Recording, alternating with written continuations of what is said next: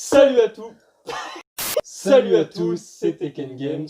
On se retrouve aujourd'hui pour une nouvelle vidéo unboxing. Aujourd'hui, comme vous avez pu le voir au titre, on va unboxer le Samsung Galaxy S20 Plus. Le voici, l'unboxing arrive dans quelques secondes. Juste avant, on voulait vous parler du petit partenariat, voilà quoi. Du coup, pour cette vidéo, on est fiers de vous le présenter en collaboration avec Rhino Shield. Pourquoi? Parce qu'ils nous ont sponsorisé. Pour cette vidéo, ils nous ont envoyé pas mal de coques, de bumpers, de verres trempés.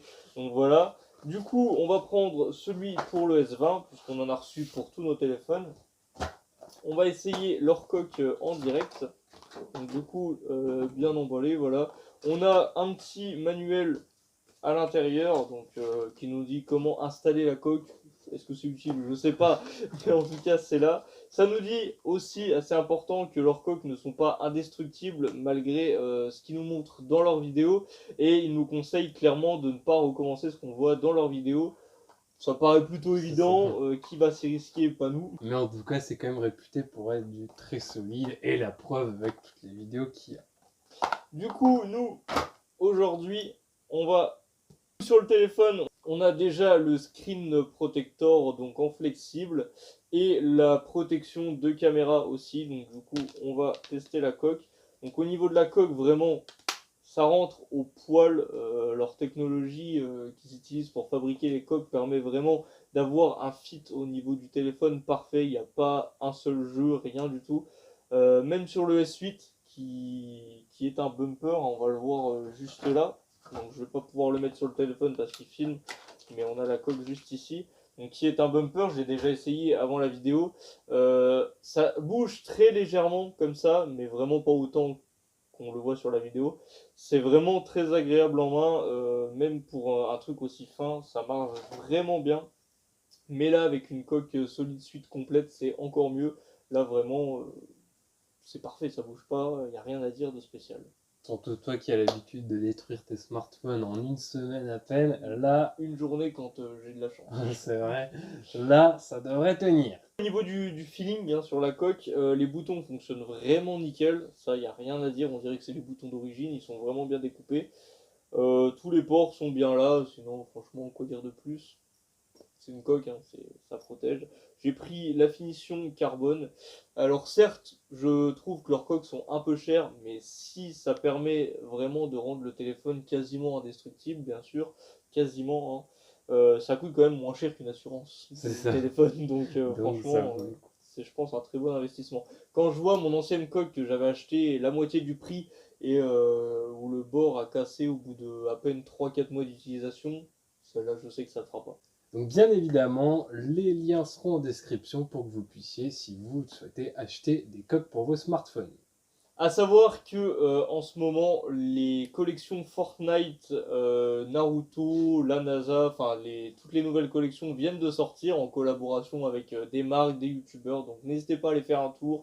Il y a la collection Unicorn toujours disponible. Et bien entendu, ils proposent un grand choix de coques, donc pour quasiment toutes les marques plus ou moins haut de gamme, mais en tout cas assez connues, il y a des coques, mis à part par exemple pour moi Xiaomi, on a les verres trempés, mais c'est l'une des seules marques je crois où il n'y a pas de coque.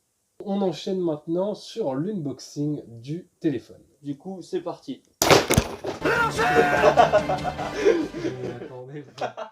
Bon voilà, on se retrouve pour l'unboxing. Donc du coup, Aurélien va nous faire la voix off. Donc voilà la boîte, on va déjà enlever le plastique. Voilà, donc on découvre la belle boîte avec le logo S20, S20 Plus, le sticker de la garantie Samsung. Alors ça, c'est pas sur la version européenne, mais ça change pas grand chose. Sur ce côté-là, on a des traces de gras. Sur ce côté-là, on a encore le modèle, donc Samsung Galaxy S20 Plus. On a ça, pas d'explication à ça. La petite étiquette, du coup, on l'a déjà ouvert, ça fait 2 fois qu'on refait la vidéo, donc voilà. De ce côté-là, il n'y a rien. Et comme d'habitude, du côté-là, ça fait plus le focus. Ici, on a la couleur et le stockage. Donc couleur noire et 128 Go de stockage. On va ouvrir ça.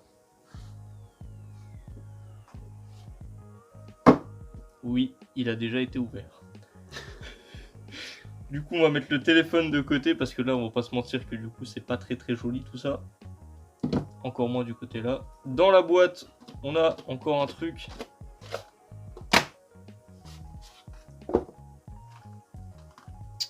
On a une petite pochette avec le pin pour enlever la carte SIM et la carte SD. Dans la petite pochette, on a une coque de protection en silicone transparent, obligatoire si je ne me trompe pas sur le marché asiatique. Les notices en anglais, en arabe et la carte de garantie Samsung. À l'intérieur, on a le chargeur. Donc un chargeur super fast charge, donc charge ultra rapide en 25 watts. Le câble de chargement.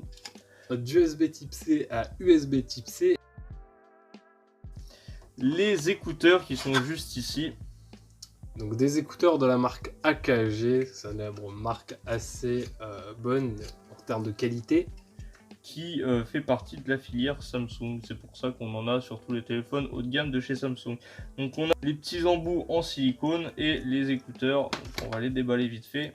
Donc écouteurs AKG avec une prise type C, étant donné que malheureusement le Samsung Galaxy S20 n'est plus avec une prise jack. Du coup on va passer sur le téléphone.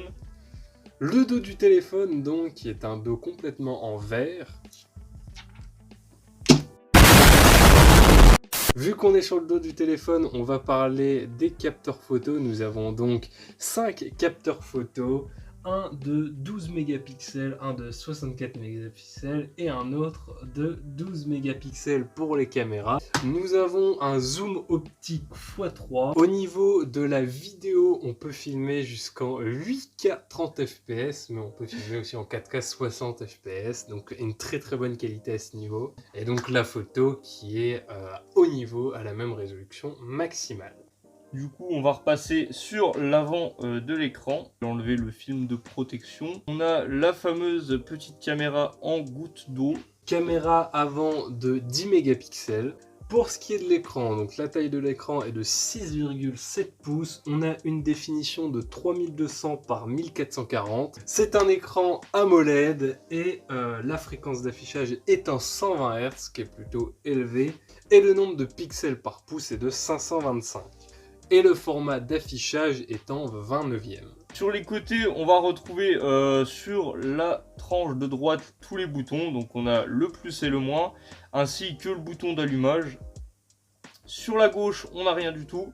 Sur le dessus, on a un micro, ainsi que le port pour la carte SIM et carte SD. Pour le dessous, comme d'habitude, on a le port en USB type C, le haut-parleur et un deuxième micro. Du coup, à l'intérieur du téléphone, donc on va l'allumer.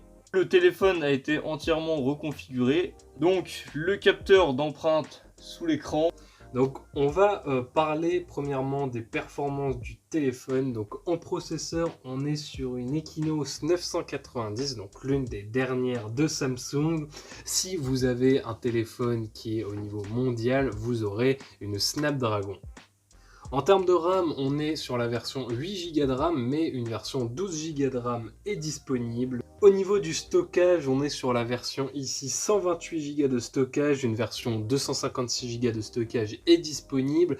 Comme on l'a dit avant, on peut étendre le stockage avec une carte SD et la taille maximale est de 1 Tera, donc 1000 Go, c'est la particularité des Samsung depuis un petit bout de temps maintenant. Au niveau de la batterie, on est sur une batterie de 4500 mAh. Le charge sans fil est disponible et la puissance de la charge rapide du téléphone est elle de 45 watts. Donc l'affichage de l'écran est en HDR10+, qui permet d'avoir des belles couleurs. Sur la version d'Android, on est sur Android 10Q avec bien sûr la surcouche Samsung et la Google Assistant et le Samsung Bixby, bien entendu, comme sur tous les Samsung y est. Du coup, voilà pour l'unboxing. On va retourner au setup pour en parler un peu et conclure la vidéo. Du coup, mes premières impressions sur le smartphone, puisque là on l'a ouvert, moi ça fait déjà presque 24 heures que je le teste, alors je ne l'ai pas pris pour aller au boulot aujourd'hui, parce que même protégé par RhinoShield, quand je suis au boulot, je lui mets cher dans la gueule, et surtout au niveau des ports de charge, avec la poussière, l'eau, tout ça. Pour ce que j'ai pu l'utiliser hier soir, on sent que c'est neuf, que c'est un très bon smartphone, Mais venant d'un smartphone qui était déjà haut de gamme à sa sortie, le Galaxy S8 Plus, la différence est pas extrême. Ouais. Voilà, pour le prix que je l'ai payé en pré-Black Friday, j'en suis content. Après, au prix où il est sorti neuf, je pense pas que ça valait le coup, surtout si vous aviez déjà un ancien smartphone haut de gamme. Du coup, pour le prix, moi je l'ai payé 580 € si je me trompe pas, sur Rakuten pendant les pré-Black Friday. Il est plus disponible à ce prix-là, mais il y en a encore qui sont pas très chers, genre qui dépassent pas les 600 € encore pour l'instant, donc n'hésitez pas à aller faire un tour. Je vous mettrai le lien dans la description si jamais il est encore disponible, ça m'étonnerait. Mais il me semble en ce moment il y a la version grise qui est à 590 €, un truc comme ça. Donc pour 10 € de plus, voilà. Sinon, au niveau des gigas de RAM, avec 4 gigas de RAM, j'avais déjà largement assez. Donc là, c'est toujours mieux. Mais est-ce que c'est pas un peu overkill, je pense. Ah bon. Après, comme on dit, qui peut le plus peut le moins, mais quand on regarde au niveau du stockage, donc 128 Go de stockage, on a déjà, si je me trompe pas, plus de 30 Go pour tout ce qu'il y a à l'intérieur du téléphone. Comme sur tous les smartphones, de toute façon, il y a quand même une assez grosse part de prise par le logiciel. Au niveau, par contre, du son, le son, j'ai vraiment été étonné. Pourquoi? Parce qu'on a le Dolby Atmos, si je me trompe pas. Donc, on a le son qui sort à droite et à gauche indépendamment. C'est vraiment très différent, ça s'entend, ça se sent, c'est ultra impressionnant. J'ai encore pas regardé de gros films dessus, parce que c'est vrai que regarder un film sur un smartphone, c'est peu ouf. Mais pour des vidéos un peu de test que j'ai pu regarder, on entend vraiment les trucs tourner autour du téléphone, on sent les basses dans le téléphone aussi, puisqu'il vibre vraiment quand il y a des basses au niveau de l'arrière. Même avec la coque, ça se sent encore, donc ça c'est vraiment cool. Sinon pour l'écran, c'est mieux. Il n'y a pas à dire, c'est mieux, c'est plus coloré. On a le 120 Hz aussi disponible, donc ça sera plus fluide. Moi, j'ai encore pas essayé, mais bon, j'ai aucun doute que ça fasse le taf. Le seul défaut, c'est qu'on peut pas mettre la résolution de l'écran au maximum avec le 120 Hz, donc ça, c'est vraiment dommage. Après, je pense que le processeur, voilà, il apprécierait pas trop.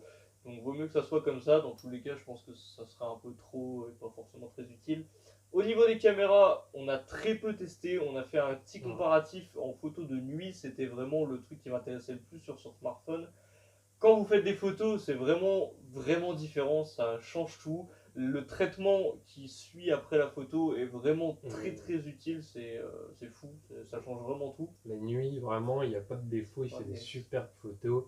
Par contre, au niveau de la vidéo de nuit, c'est littéralement dégueulasse. Il n'y a pas d'autre mot. C'est ultra pixelisé. Genre, il y a beaucoup de grains, c'est pas pixelisé. On peut filmer en haute résolution, mais il y a du grain à mort. Donc c'est pas faisable. Sinon, pour les objectifs, on a le zoom x3. Le zoom x3, ça sert à rien. Je vois pas l'intérêt. Quand on l'utilise, la qualité est pas bonne, elle est pas exploitable, ça sert à rien. Pour un zoom optique, c'est vrai que c'est pas utile. Le capteur principal en photo classique, il est vraiment bon aussi, ça améliore beaucoup la photo. Surtout le traitement Samsung qui sature énormément les photos, qui fait vraiment ressortir les couleurs. C'est vraiment cool, après faut aimer, moi je kiffe. Il y a des gens qui n'aiment pas, il y a des gens qui préfèrent retravailler leurs photos par la suite sur un ordinateur. Moi j'ai pas forcément le temps pour le faire, donc c'est vraiment bien. Pour le grand angle c'est un 0,5, donc du coup c'est pratique, sauf que vous pouvez pas le mettre en vidéo, donc ça c'est vraiment gênant. Moi je comptais l'utiliser en vidéo justement pour pouvoir faire des trucs assez près, et c'est pas possible, ça c'est vraiment dommage. C'est un petit défaut vu qu'on a comparé un peu avec mon Xiaomi 9T Pro, voilà. Et c'est vrai que Xiaomi propose le grand angle en vidéo, ce qui est un avantage à ce niveau. Voilà. Ils auraient pu le faire sans problème. Je pense que ça sera peut-être même rajouté par une mise à jour, puisque là, voilà, le smartphone n'a que 8 mois, il doit avoir peut-être 2-3 mises à jour sur le dos. Donc on attend ça par la suite. Pour la caméra avant, pareil, on a très peu testé, mais c'est très bon. Hein, ce qu'on a eu, voilà. Pour ce qu'on a besoin sur une caméra avant, c'est largement suffisant. Personnellement, on va pas forcément faire de vlog, donc voilà. Hein. Ni de selfie à longueur de journée. Oui, non plus.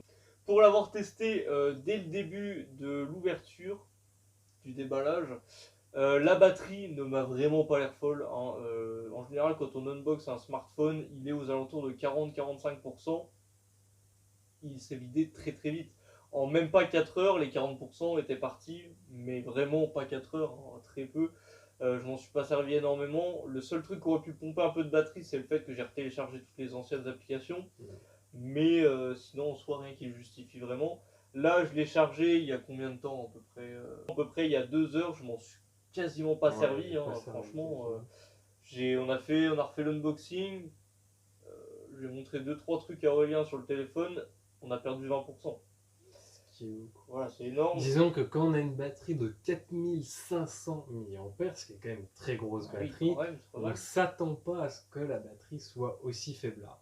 Donc du coup, à revoir dans le temps si ça tient mieux que le S8 ou pas. Le S8 était déjà peu ouf, hein, je vais pas vous mentir.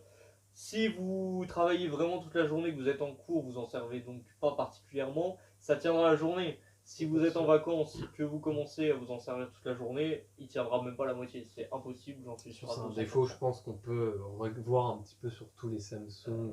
Tous les smartphones, mais moi, franchement. Ouais. Donc voilà, globalement, c'est tout ce qu'on peut dire sur le smartphone actuellement. On l'a testé, comme on l'a dit, environ 24 heures, donc on n'est pas capable d'en dire plus. Peut-être qu'il vous fera une vidéo dans quelques mois pour vous dire ce qu'il en pense et vraiment tout analyser. Pour l'instant, à savoir qu'en 24 heures, j'ai quand même repris beaucoup de fois mon S8. Pourquoi? Parce que j'y suis habitué, parce qu'il y a tous mes trucs dedans, et que finalement, ça me dérange pas en fait. En fait, la différence est tellement peu énorme que ça me redérange pas de repasser sur un truc en dessous. En fait, c'est pas assez évolué pour moi pour avoir un changement net et radical. Sauf au niveau de la photo, là pour le coup, ça change tout. Mais sinon, globalement, au niveau de l'utilisation, tu te dis pas, ouais, le S8, c'est plus possible. Ah oui, ça change rien. Vraiment. Par exemple, moi, si je devais retourner sur mon Honor, c'est voilà, c'est ça. Oui. Pour conclure, le S8 est un très bon téléphone. Pour conclure, ça reste vraiment un très bon smartphone pour le prix que j'ai payé. Voilà. Après, au prix d'origine, je pense clairement que ça valait pas le coup, surtout si vous aviez déjà un ancien haut de gamme, peut-être un poil plus vieux. Voilà pour cette vidéo, j'espère vraiment qu'elle vous aura plu, on va conclure là-dessus. Si tu n'es pas encore abonné, n'hésite pas à t'abonner et activer la cloche de notification pour ne louper qu'une des prochaines vidéos. Tu peux aussi lâcher un gros pouce bleu. Et j'ai un gros film. Mais ça faut pas dire. Bon, bref. Du coup, c'était Tekken Games. On se retrouve bientôt pour de prochaines vidéos. Et nous, on vous dit bye les gens.